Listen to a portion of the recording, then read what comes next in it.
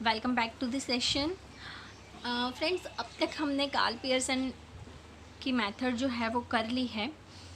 अब हम नेक्स्ट जो मेथड करेंगे वो है स्पीयरमैन्स rank correlation method. स्पीयरमैन्स rank correlation method. अब बेसिकली ये मेथड है क्या और कब यूज़ होती है उसके बारे में मैं थोड़ी सी आपको आइडिया लगा देती हूँ। तो अब जो हमने कार्ल पियर्सन की मेथड सीखी, वो कार्ल पियर्सन की मेथड ओनली तभी यूज़ होएगी कि जब हमारे पास जो डेटा है वो 100% न्यूमेरिकल फॉर्म्स में है। लाइक प्राइस है, ब्लड प्रेशर है, एज है, हाइट है, वेट है। तो सारे जो डेटा है वो हमारे पास न्यूमेरिकल फॉर्म में अवेलेबल होते हैं। इन दैट केस अपने टू वेरिएबल्स के बीच में कोरिलेशन फाइंड करने के लिए अपने कार्ल पियर्सन की मेथड यूज़ कर सकते हैं। बट अब मैं ये बोलूँ कि मुझे कोई दो गर्ल्स है कि जिसको मतलब उन दोनों के बीच में जो उसकी ब्यूटी के बीच में जो कोरिलेशन है वो फाइंड करना है कि भाई दोनों में से कौन ज़्यादा ब्यूटीफुल है। इन दैट केस क्या करोगे? क्या ब्यूटी की तो कोई डेफिनेशन होती है? क्या उसका कोई मेजरमेंट होता है? उसका कोई यूनिट है? नहीं है। तो इन दैट केस मुझे क्या करना पड़ेगा? कार्ल पियर्सन तो नहीं काम आएगा, तो इन दैट केस मुझे दोनों को रैंक देना पड़ेगा। मैं ये कर सकती हूँ कि मैं अलग अलग 7 जजेस बिठा दूँ और वो 7 जजेस मिलकर क्या करेंगे, दोनों को ही रैंक देंगे। तो इस तरीके से मैं क्या कर सकती हूँ कि उन दोनों के बीच में रैंक कोरिलेशन फाइंड कर सकती हूँ। ऐसे ही फ्रेंड्स हो सकता है कि मान लो कोई 7 अलग अलग बच्चे हैं कि उसमें से कौन ज़्यादा इंटेलिजेंट है ये मुझे जानना है। तो इन दैट केस ऑल्सो मुझे क्या करना पड़ेगा, ऐसे रैंक यूज़ करना पड़ेगा। अब मैं बोलूँ कि अगर कोई 7 स्टार्स है कि जो गाना गा रहा है सपोज़, और हमें उसका जो सिंगिंग का पावर है उसका कोरिलेशन चाहिए कि कौन ज़्यादा पावरफुल है ऐसा। इन दैट केस ऑल्सो अपने को स्पीयरमैन वाली मेथड जो है वो यूज़ करनी पड़ेगी। तो स्पीयरमैन्स रैंक कोरिलेशन मेथड हम आज स्टार्ट कर रहे हैं फ्रेंड्स।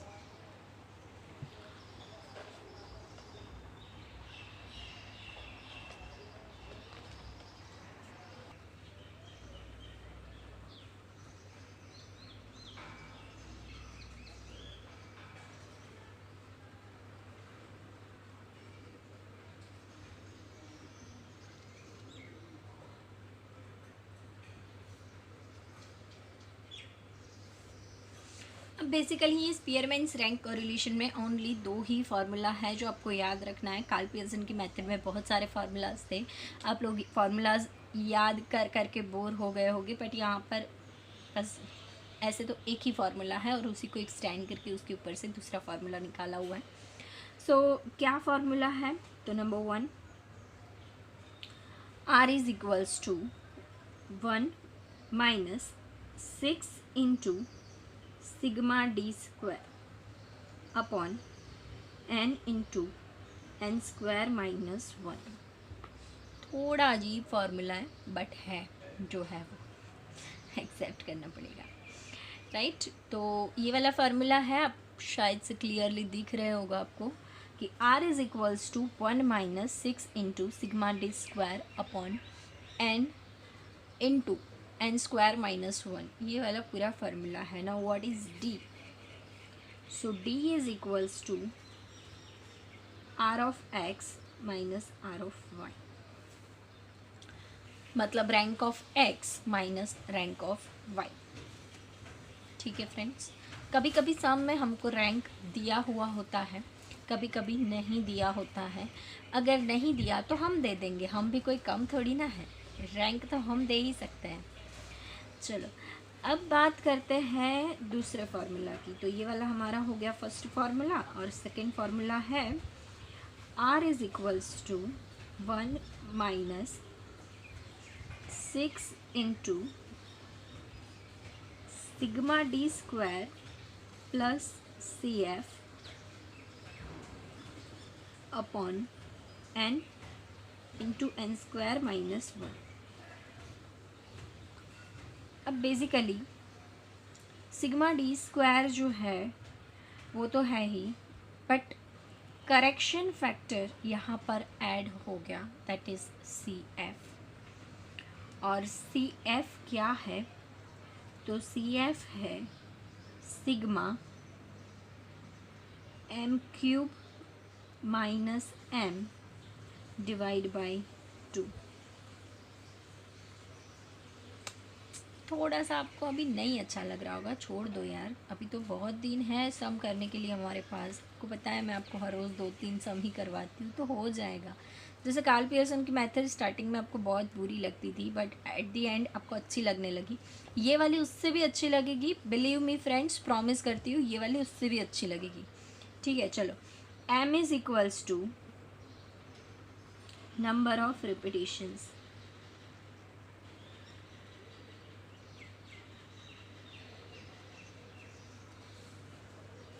कितनी बार ऑब्जर्वेशन रिपीट हो रहा है उसके नंबर्स को हम m कहेंगे। सम करेंगे तभी समझ में आएगा। सेकंड वाले आप फार्मूला को टोटली इग्नोर कर दो, फर्स्ट वाला फार्मूला अभी देख लो। मैं थोड़ा लाइमलाइट में लाती हूँ, मतलब थोड़ा नज़दीक लाती हूँ, जिससे आपको एग्जैक्टली पता चले कि फार्मूला कैसा है भाई। ठीक है, r is equals to 1 minus 6 into sigma D square upon n into bracket में है n square minus 1। Done, perfect. Sum start करते हैं। तो सम स्टार्ट करने के लिए हमारे पास टेक्स्ट बुक होना ज़रूरी है, तो आप लोग टेक्स्ट बुक ओपन कर लो। हम करेंगे आज जीएसबी की टेक्स्ट बुक से 2.3 एक्सरसाइज और उसका सम number 1।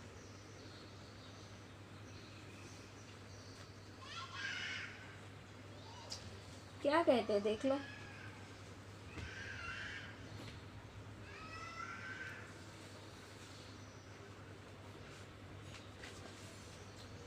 Six companies are ranked by 2 market analysts on the basis of their growth in the recent year. Yes, वो recent है, recent past. And कंपनी दी हुई हमको ABCDEF, और दोनों एनालिस्ट ने क्या किया है भाई, ये 1 to 6 जो कंपनी है A to F उसको रैंक दिया हुआ है। मतलब आपको लिखा ही हुआ है कि rank by analyst 1 and rank by analyst 2। That means कि आपको ऑलरेडी क्या दिया हुआ है भाई, R of X and R of Y।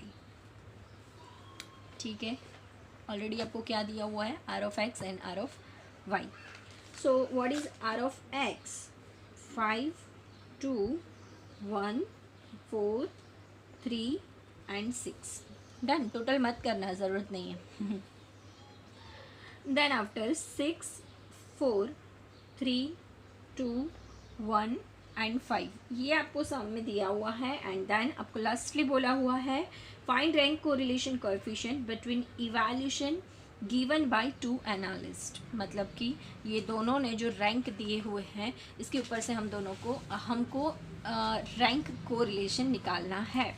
Now बहुत इजी सम है, क्योंकि हमको ऑलरेडी रैंक दे दिया है। सो हमको क्या करना है भाई, एक ही काम करना है, D is equals to R of X minus R of Y, दोनों का माइनस करना है, बस ख़त्म। 5 में से 6 जाए भाई, -1। 2 में से 4,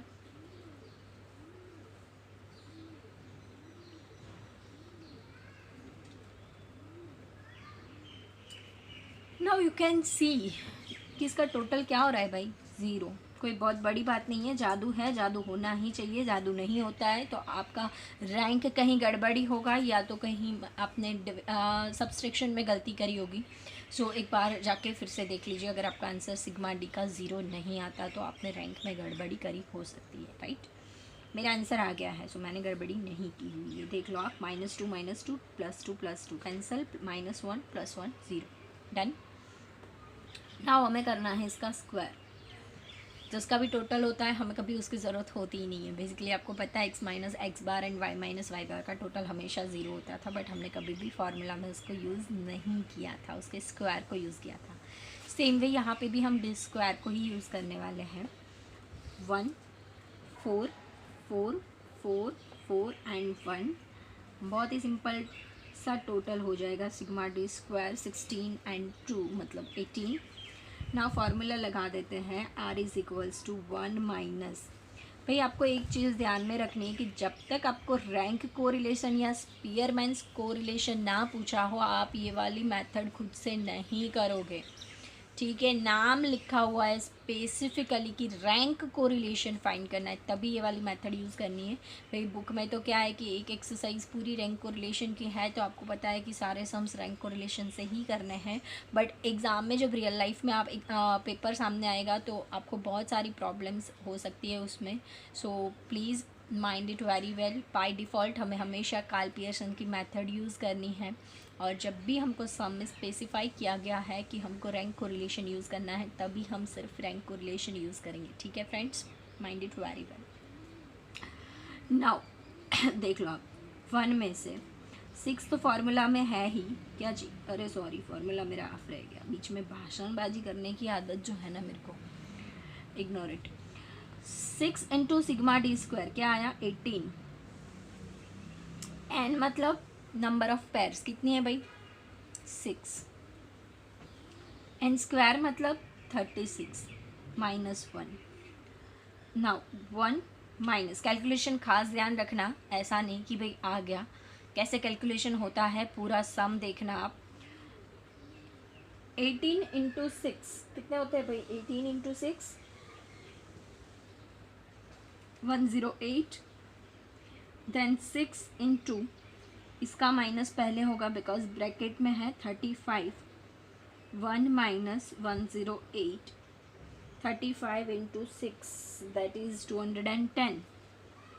देन चाहो तो एलसीएम भी ले सकते हो, इसको इसके साथ मल्टीप्लाई करके माइनस करके 10 डिवाइड करो, या फिर एक काम कर सकते हो पहले ही इसको डिवाइड कर दो। क्या आंसर आया 0.51,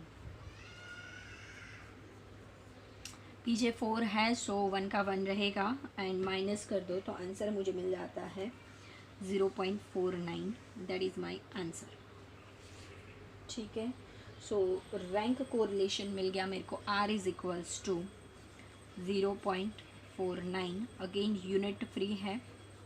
सो और यस जो आर का प्रॉपर्टीज़ था वो सारा यहाँ पे भी एप्लीकेबल है, जैसे कि ये यूनिट फ्री मेजर है, सेकेंडली कि इसका आंसर 1 से बड़ा नहीं आना चाहिए। इवन दिस मेथड में भी आपका आंसर 1 से बड़ा कभी भी नहीं आएगा, आता है तो क्या करने का है आपको पता ही है, काट दो पूरा सम, फिर से ट्राई करो, ठीक है।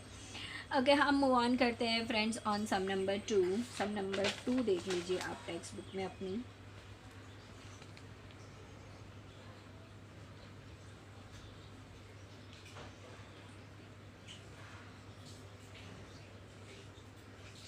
टू 2.3, हाँ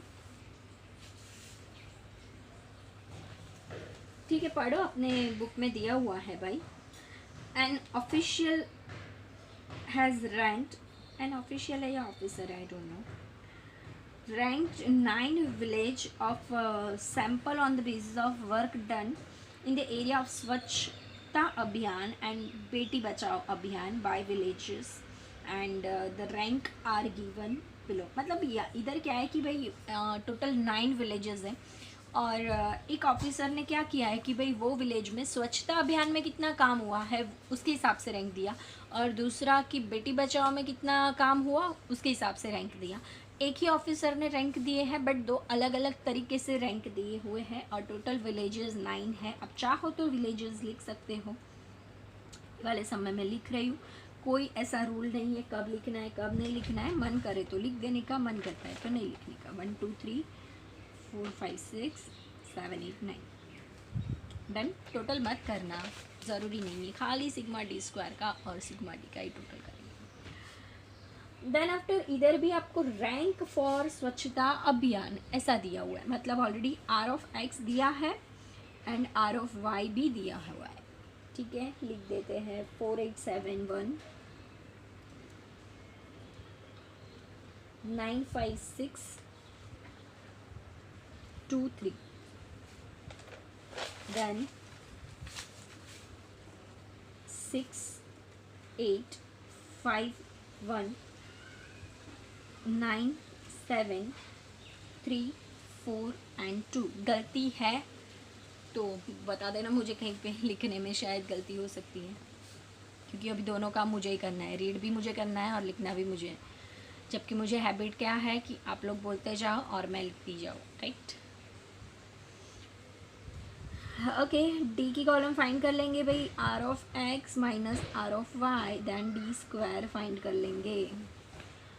चलो 4 minus 6, 8 minus 8, 7 minus 5, 1 minus 1, 9 minus 9, 5 minus 7, 6 minus 3, 2 minus 4 and 3 minus 2। Shortcut नहीं है भाई, खुद से ही करना पड़ेगा, बैठो मत आप शॉर्टकट के भरोसे। -2 एंड +2 कैंसिल, ये ऑलरेडी 0 है। ओके, ये -2 एंड -2 4 हो गए, और ये 3 एंड 1 4 हो गए, +4 -4 कैंसिल, सिग्मा डी 0 मिल गया, जादू हो गया। देख लेना जादू नहीं होता, सम फिर से कर लेना यहीं से। 4 0 4 0 0 4 9 4 1 and then sigma D square. अब करना है इसका total, 4 and 4 8 and 4 12 and 4 16 and 10 26। मिल गया आपको 26 आंसर। देन फॉर्मूला रखना है भाई next, r is equals to 1 minus 6 into sigma D square upon n square minus 1 रख दो एज इट इज, 6 रख दो as it is, sigma D square मिला 26, n है मेरे पास इधर 9, बहुत बड़ा है, 81 माइनस 1, 9 का स्क्वायर माइनस 1। ठीक है, समझ में आ रहा है ना भाई? एक बात बोलनी थी मुझे बीच में आपको, आप लोग बस बैठे बैठे पूरी वीडियो देख लेते हो एंड देन यूट्यूब को क्लोज करके अपना होमवर्क करने बैठ जाते हो। भाई अपने को अगर उसमें कुछ समझ में आ रहा है तो थैंक्स के लिए छोटी से लाइक बटन को तो प्रेस कर ही सकते हो, और अगर नहीं समझ में आता तो डिसलाइक भी प्रेस कर दो, बट कुछ तो करो यार, ऐसे चुपचाप वीडियो देख के निकल जाते हो। चलो एडवर्टीजमेंट थी, ख़त्म हो गई, वापस आ जाओ। 26 into 6 156, then 9 into 80 1/156 and 80 into 9 हो जाएगा 720, एंड देन इन दोनों का डिवीजन पहले कर लो, तो मुझे डिवीजन मिल रहा है 0.21, यस 0.21, पीछे 6 है तो मुझे 2 करना पड़ेगा, यस राउंड ऑफ करके 2 1 माइनस 0.22, सो मिल गया मेरे को 0.78। डन। सो आर का आंसर मेरे को मिल गया 0.78, आपको भी मिल जाना चाहिए। डन, पता चल रहा है ना, जागते रहो। ठीक है, तो यहाँ पर हमारा ना स्पीयरमैन का जो सेकंड मेथड है हमने शुरू कर दिया है, और उसका जो इजी वाला पड़ाव है वो हमने पार कर लिया है। अब जो है आगे वाले सम्स वो हम नेक्स्ट लेक्चर में देखेंगे, मोस्ट प्रोबेबली शायद से आज भी मैं करवा दूँ या कल भी करवाऊँ, देख लो आप। ये वाले 2 सम्स तो कर ही लो, और इसके जैसा अगर कोई इलस्ट्रेशन है तो उसको भी कंप्लीट कर लो फ्रेंड्स। और यस, मैं मजाक नहीं कर रही थी, मैं सही में कह रही हूँ। अगर आपको ये वीडियो पसंद आता है, आपको इसमें से कुछ भी समझ में आता है तो लाइक कर दो, और नहीं समझ में आता तो डिसलाइक भी कर दो, मैं उसके लिए भी आपको छुट्टी दे रही हूँ, ठीक है, ताकि मेरे को तो समझ में आए ना कि समझ में आ रहा है या नहीं आ रहा है। ओके फ्रेंड्स, बाय, जय हिंद।